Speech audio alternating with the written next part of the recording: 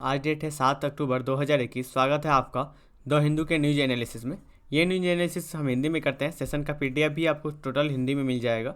उसके लिए हमारे बोधा एस टेलीग्राम चैनल को ज्वाइन कर लीजिए, जहाँ पे आपको इस सेशन का पीडीएफ मिल जाएगा। द हिंदू का हिंदी में पूरा सारी चीज़ें मिलेगा आपको। आप देख सकते हैं सेशन का पीडीएफ से आपको कहीं ना कहीं आपकी जो करंट अफेयर है उसको तैयारी करने में सबसे ज़्यादा बूस्टअप मिलेगा।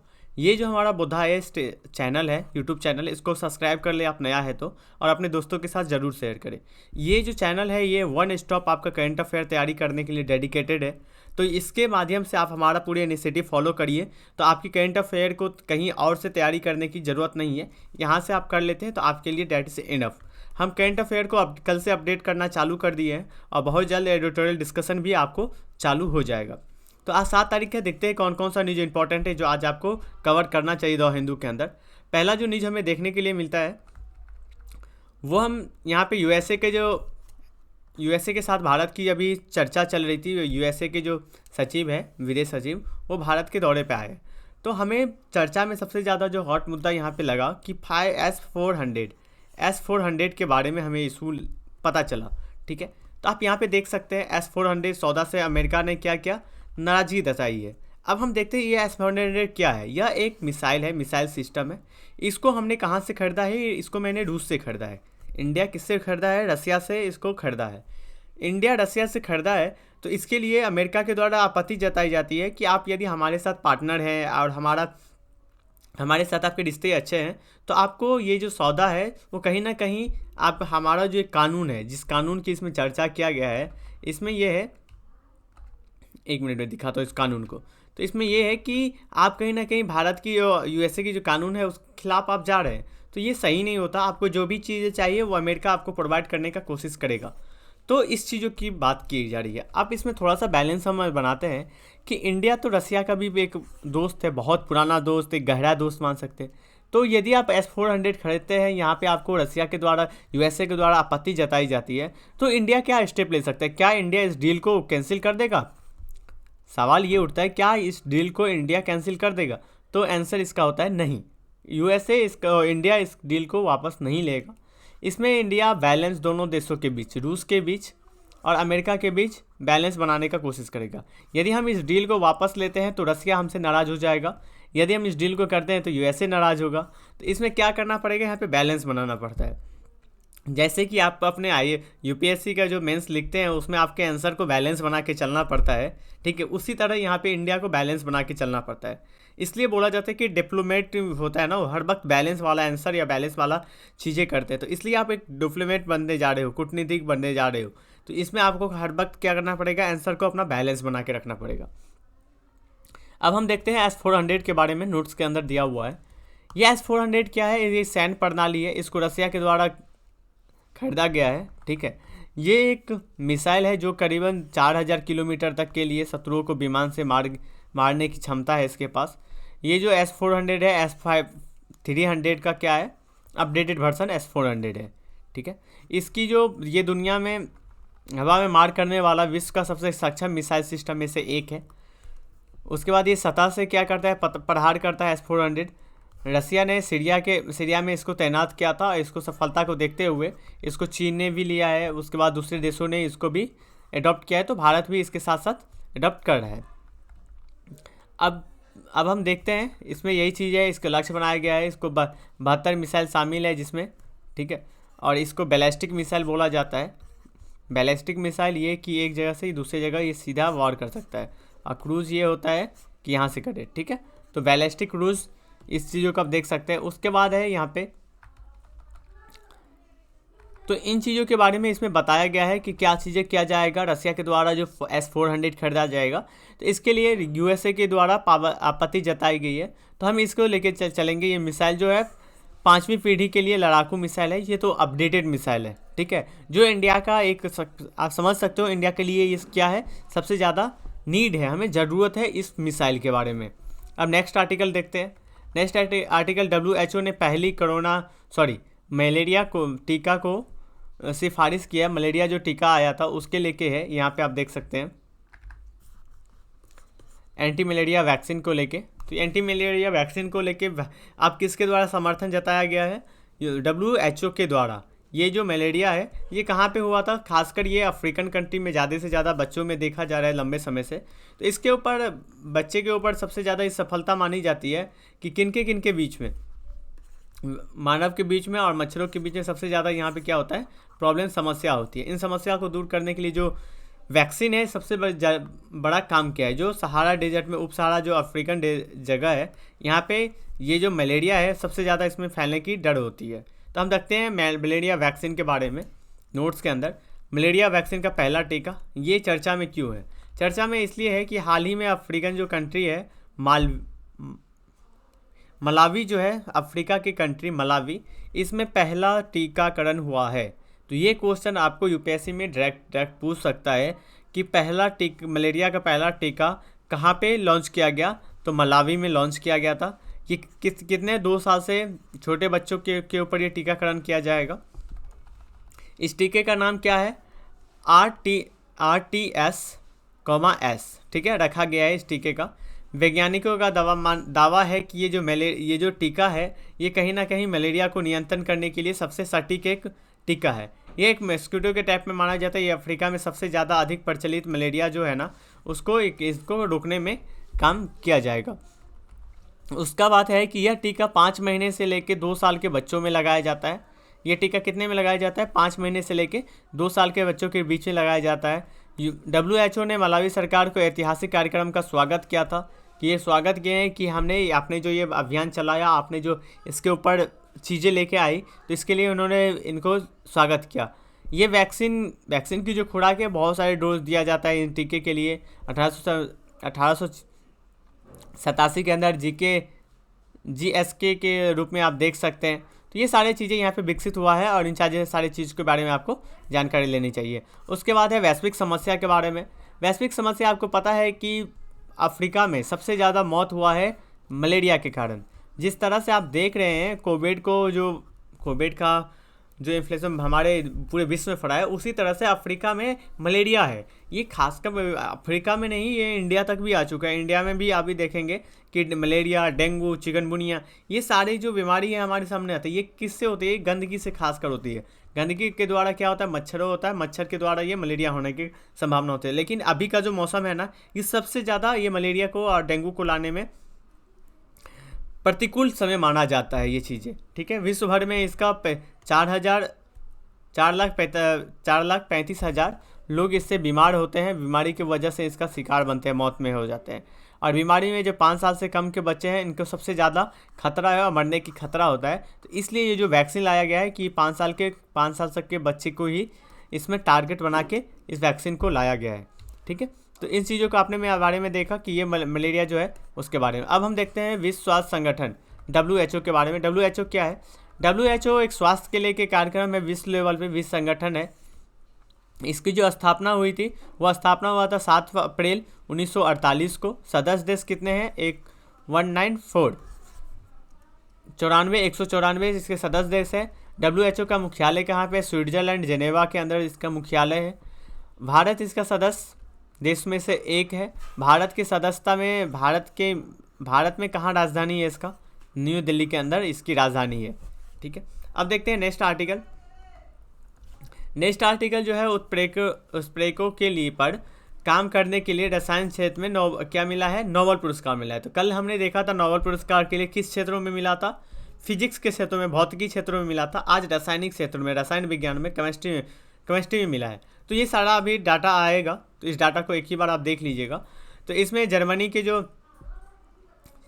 बेंजामिन है और अमेरिका के जो डेविन है, इनको दोनों को अणु का निर्माण के लिए जो उपकरण विकसित किया गया है, इसी से संबंधित उनको पुरस्कार मिला था। तो ये आप देख सकते हैं द हिंदू के अंदर कहाँ है, ये द हिंदू के अंदर आप देख सकते हैं, ये रहा, ठीक है। द हिंदू के अंदर यहाँ पे इसमें छपा गया है। अब देखते हैं नेक्स्ट आर्टिकल है कि तेलंगाना ने कृष्णा नदी जो जल विवाद है, ठीक है, उसको लेके सुप्रीम कोर्ट में याचिका को लेके बताया गया था कि आप याचिका को वापस ली। एक केंद्रीय मंत्री, ये इशू क्या है, मैं इसको इशू के पहले अच्छे से समझाता हूँ। देखिए, कृष्णा नदी जल विवाद, ठीक है, ये तेलंगाना और पहले आंध्र प्रदेश और तेलंगाना एक ही हुआ करता था। तो आंध्र प्रदेश, कर्नाटका, इन सारे राज्य के बीच में था। जब ये मामला ख़त्म हो गया, उसके बाद ये इशू आई कि अब तेलंगाना और आंध्र प्रदेश अलग अलग हो गया। तो इन दोनों राज्यों के बीच में बंटवारों को लेके थोड़ी सी खटपटे हुई, ठीक है, सामने बंटवारा को लेके आया। तो ये मामला गया सुप्रीम कोर्ट के पास।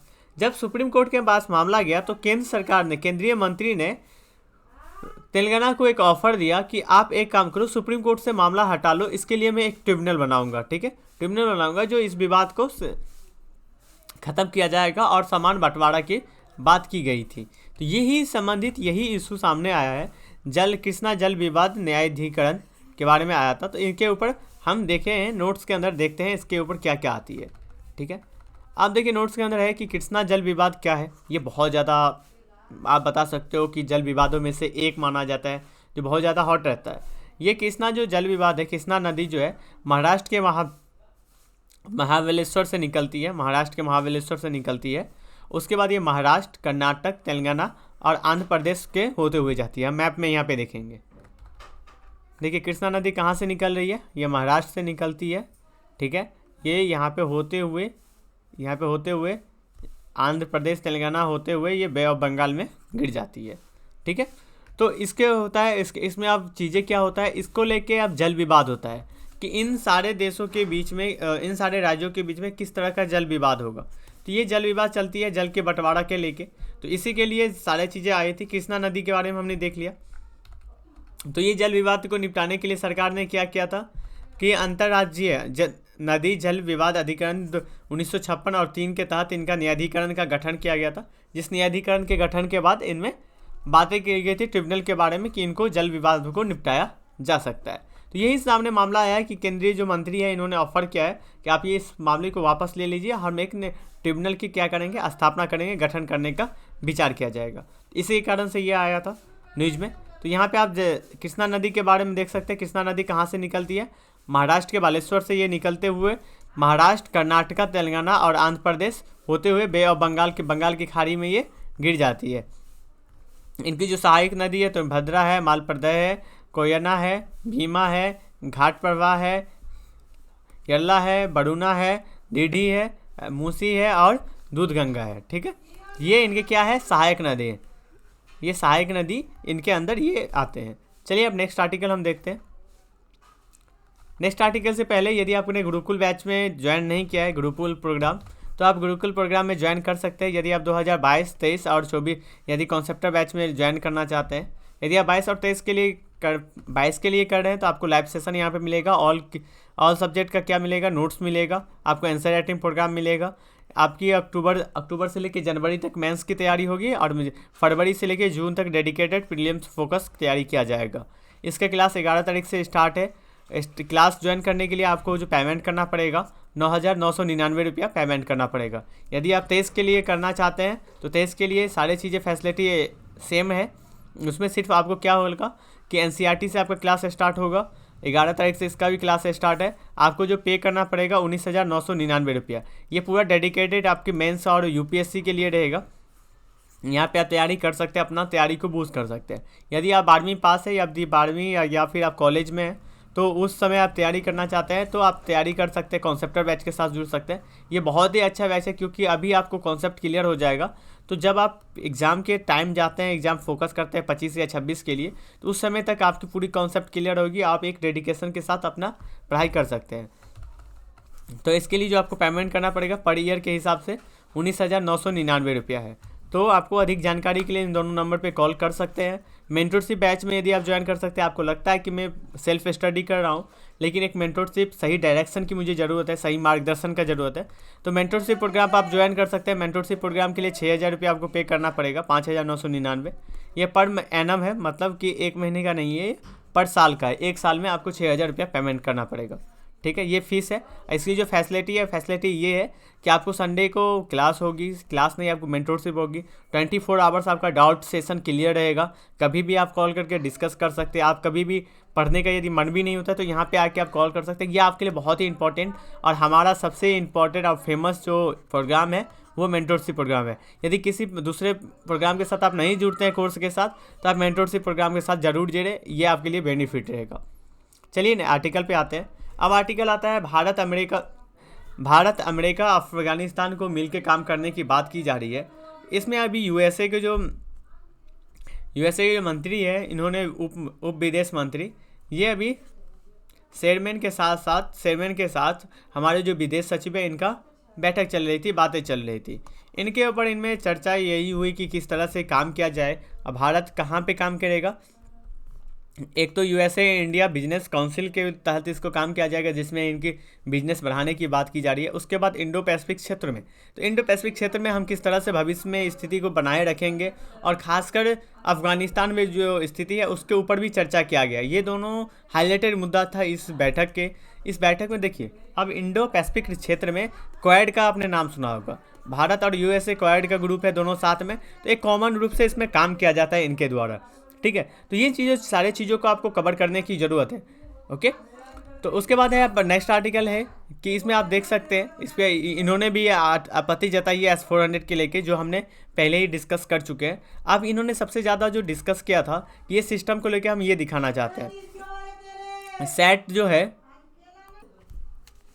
कैट्स की बात की जाती है, इस कानून के तहत हम देखेंगे कि S-400 को लेके क्या चीज़ें चर्चा चलेगी।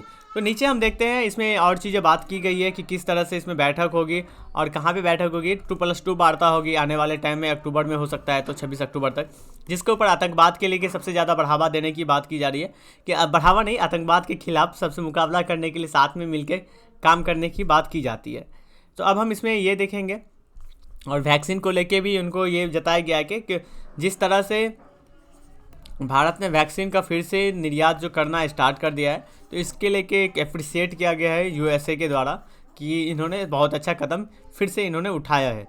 नेक्स्ट नोट्स देते हैं कि ये क्या है कास्टा, ठीक है, CAATSA, इसका पूरा नाम क्या है? अमेरिका द्वारा अपने प्रतिद्वंद्वियों को विरोध हेतु बनाए गए एक दंडात्मक अधिकरण, ठीक है। तो एक क्या है, ये दंडात्मक चीज़ें किया गया है। इसको लागू कब किया गया था? 2018 के अंदर। इसमें प्रावधान ये किया गया है कि खासकर यदि ईरान, यूएसए और उत्तर कोरिया से कोई भी सामान लेता है, कोई भी देश एलाई कंट्री यूएसए के, तो उनके ऊपर यूएसए के द्वारा प्रतिबंध लगाया जाएगा, ठीक है। यूएसए के ऊपर क्या प्रतिबंध लगाया जाएगा? यदि आप तेल लेते हैं, इनसे गैस लेते हैं, रक्षा क्षेत्र लेते हैं, और वित्तीय संस्थानों के पे इनमें प्रतिबंध लगाया जा सकता है। उसके बाद इसमें होता है, खासकर विशेषज्ञों का ये मानना है कि ये जो सिर्फ और सिर्फ किसके लिए बनाया गया है कि रसिया के लिए, रसिया को इसमें ब्रेक डाउन किया जाए, रसिया को रोका जाए।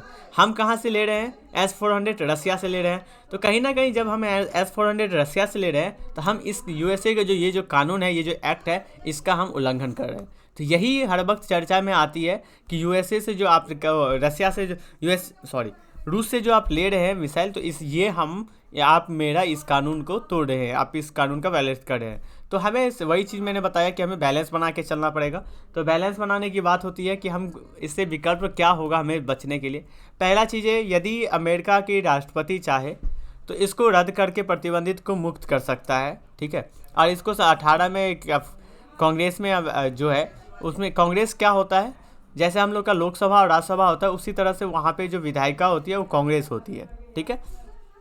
तो इन चीज़ों को बात की गई थी, यहाँ से आप ब्रेक डाउन करके आप इससे बच सकते हैं। नेक्स्ट आर्टिकल आते हैं। नेक्स्ट आर्टिकल जो है कि सूक्ष्म कण उत्सर्जन करने वाले राज्यों की सूची अभी जारी की गई है। इस राज्यों की सूची जो जारी की गई है ना, इस राज्यों की सूची में सबसे टॉप पे है यूपी, ठीक है। यूपी जो है सबसे ज़्यादा सूक्ष्म कण उत्सर्जन करता है, ठीक है। इस उत्सर्जन करने में सबसे ज़्यादा टॉप पे कौन बना हुआ है? तो इसमें क्या किया गया है, उत्सर्जन के लिए सबसे जो सूक्ष्म कण उत्सर्जन होता है, इसकी लिस्ट जारी करने में यूपी सबसे ऊपर आया है। अब देखिए, सरकार के द्वारा इसके लेके कुछ कानून लेके आया गया था, कुछ नियम लेके आया गया था। इस नियम को बताया जाता है, नीचे हम आते हैं, इस नियम के बारे में देखते हैं। राष्ट्रीय स्वच्छ वायु कार्यक्रम, ठीक है। राष्ट्रीय स्वच्छ वायु कार्यक्रम सरकार के द्वारा लाया गया था। यह क्या होता है? यह एक 5 वर्षों के लिए कार्यक्रम बनाया गया था। इस कार्यक्रम के तहत ये बताया गया था कि राज्य, स्थानीय निकाय और केंद्रीय मंत्रालय के द्वारा मिलकर इसको क्या किया जाएगा, हमारे जो वायु प्रदूषण है उसको कम करने के लिए मिलकर ध्यान केंद्रित करना पड़ेगा और मिलकर रोकथाम करना पड़ेगा। रोकथाम, नियंत्रण करना, उन्मूलन करना, इसके तहत काम होगा। इसमें जो भारत में जो पॉल्यूटेड शहर है, ठीक है, 102 प्रदूषित शहर जो है, उसको स्वच्छ बनाने के लिए इसमें लक्ष्य रखा गया कि इससे निपटा जा सके। इसी के तहत आप देख सकते हैं कि हमने स्मोक टावर का बात किया था कि स्मोक टावर, भारत का पहला स्मोक टावर कहाँ पे बना है, कमेंट बॉक्स में आप ज़रूर बताइएगा, क्योंकि मैंने 2 या 3 दिन पहले ही आपको बताया था डिस्कशन में। तो इसका सबसे ज़्यादा जो लक्ष्य है वो है कि PM 2.5 को 2.5 जो है उसको कम करके और PM 10 ये जो पार्टिकल है, ये दोनों पार्टिकल को क्या किया जाएगा, ये कम किया करके 20 और 30, ठीक है, 20 और 30% तक कम करने की इसमें अनुमान रखा गया है। इसको अनुमानित लक्ष्य रखा गया कि ये पार्टिकल को हम कम किया जाए। इसके तहत केंद्र के द्वारा राज्यों को आर्थिक सहायता भी दी जाएगी, आर्थिक सहायता के निपट प्रावधान किया जाएगा केंद्र के द्वारा, जिससे कि क्या हो कि हम वायु प्रदूषण में कहीं ना कहीं कम किया जाए। उसके बाद आप देख सकते हैं कि दोपहिया कानून के लिए जो ई व्हीकल है, ठीक है, ई व्हीकल है, जैसे दो वाहन वाला देख सकते हैं, बाइक हो गया, तो इसको ई व्हीकल लाना, कार की लाने की बात की जा रही है। BS6 क्या होता है, BS6 होता है कि ये जो जैसे बाइक है, यदि BS6 मॉडल के तहत इसका इंजन है तो ये प्रदूषण कम निकलेगा इससे, ठीक है। तो ये होता है BS6। जिस तरह से इसका लेवल बढ़ते जाएगा BS7 BS5, तो जितना ऊपर जाएगा उतना प्रदूषण कम करेगा, जितना नीचे रहेगा उतना प्रदूषित ज़्यादा करेगा। तो इसके लिए इसको अपनाया गया था, ठीक है। अब इसमें क्या लक्ष्य रखा गया, आपको लक्ष्य पता ही है, 5 सालों के लिए इसको रखा गया है। इसमें 5 सालों के लिए क्या किया जाएगा, PM 2.5 को क्या करना है, 30 से लेके 40% तक इसको कम करने की बात की जाती है। और 2024 तक लक्ष्य रखा गया है कि हम क्या करें, 30% तक इसको कम कर दिया जाए, जिससे कि एक तो आप देख सकते हैं विश्व में सबसे ज़्यादा जो पोल्यूटेड शहर है उसमें एक है दिल्ली सबसे ज़्यादा प्रदूषण है, तो इसको रोकने की बात की जा रही है। और खासकर ये जो रिपोर्ट आया है इसमें अभी राज्यों के रिपोर्ट में यूपी टॉप पे बना हुआ है, ठीक है, तो यूपी को भी इसमें ध्यान देने की ज़रूरत है। तो ये आज के डिस्कशन में हमने इतना आर्टिकल डिस्कस किया जो आज के डिस्कशन में था। तो आज के डिस्कशन में इतना ही। उससे पहले कि आप हमारे बोधायस टेलीग्राम चैनल को ज्वाइन कर लीजिए, बोधायस चैनल को सब्सक्राइब करें, अपने दोस्तों के साथ जरूर शेयर करिएगा। यदि आप गुरुकुल बैच से ज्वाइन होना चाहते हैं तो गुरुकुल बैच से ज्वाइन हो जाइए। यदि इसकी बेनिफिट आप एक ज्वाइन होकर देखिए, यदि 1 महीने के अंदर आपको बेनिफिट नहीं मिलेगा तो आपकी फीस वापसी होगी 110%, ठीक है। तो आज के डिस्कशन में इतना ही। Thank you so much.